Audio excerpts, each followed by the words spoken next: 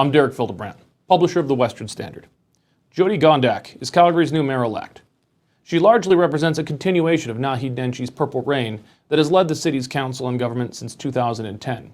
Although there are hopeful signs that personality-wise, she has less of the outgoing mayor's Jupiter-sized ego and petulance.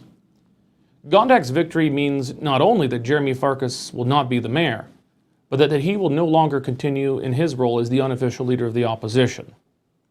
The size of the Conservative bloc on council may end up relatively similar to its pre-election makeup, but its influence will be much diminished.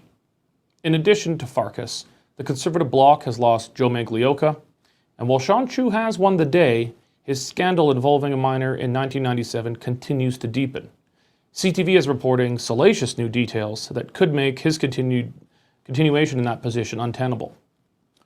Chu denied the allegations in an exclusive interview with the Western Standard, but more evidence will be needed to be produced one way or another to determine who's really telling the truth. The jury is still very much out on this one. Adding to the Conservative bloc, however, is Terry Wong, who replaced one of the most stridently leftist members of the council, Drew Farrell, as well as Dan McLean, who unseated weather vane incumbent Diane Colley-Urquhart. Centre-right former councillor Andre Chabot also returns to council, as does the swing vote Peter Demong, who was the only incumbent with no union candidate endorsed against him.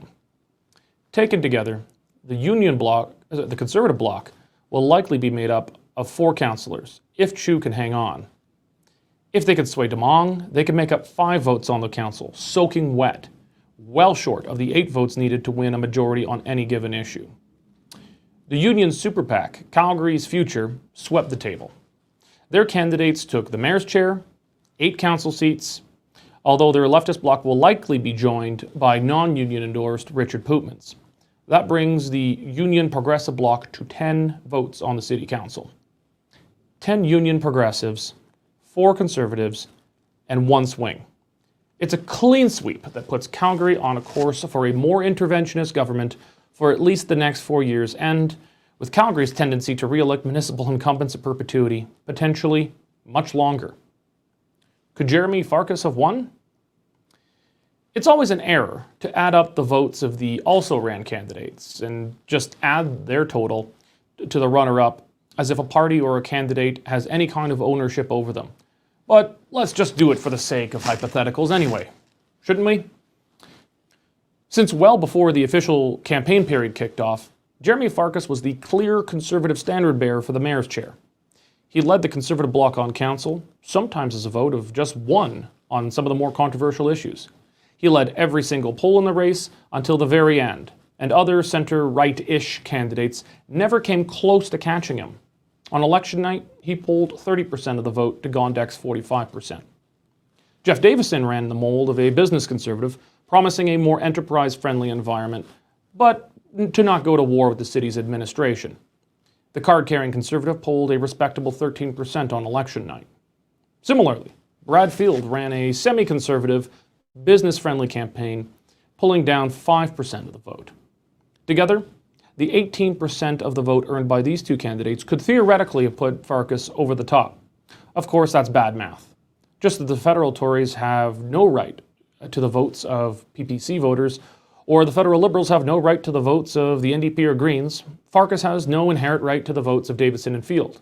The only people with a right to someone's vote are voters themselves. But it is worth asking why there were 3 credible center-to-right candidates on the ballot, but only 1 credible left progressive. In the absence of a municipal party system, big money PACs have filled the void, effectively picking candidates with their war chest.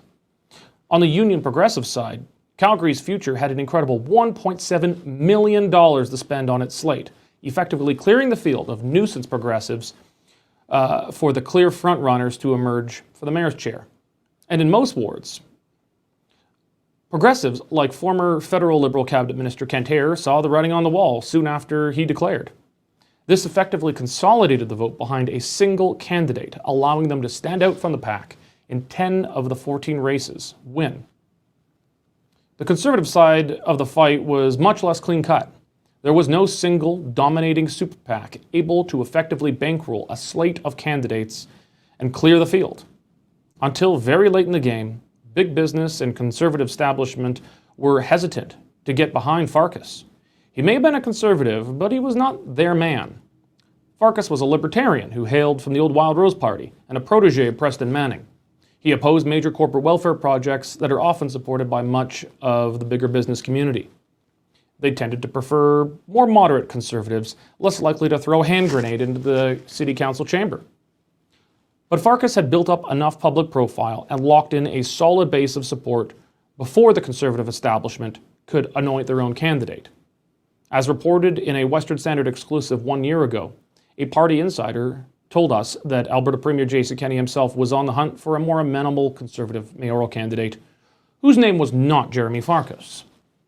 The usual Tory establishment voices pleading for unity and to not split the vote were seldom to be heard beseeching Davidson and Field to get behind Farkas. The outsized role of union money in the campaign is curious, not so much because they tried and succeeded in buying a majority on council to sign their contracts, but because it was allowed to happen at all. The Alberta UCP government introduced stiff new legislation curtailing the ability of unions to collect money from their members for use in political purposes without their direct consent. The legislation would require unions to obtain the sign-off of individual union members to opt into using their dues for political activity, rather than just spending it without their consent, as has historically been the case. Most curiously, Kenney never proclaimed the legislation into law, even though it has long passed through all stages of the Legislative Assembly. The union bosses took notice and raised more money than ever for their slate of candidates. In the place of political parties running our civic elections, Calgarians have woken up to a council bought and paid for by government unions. Who is to blame is a debate that is going to need to be had in earnest.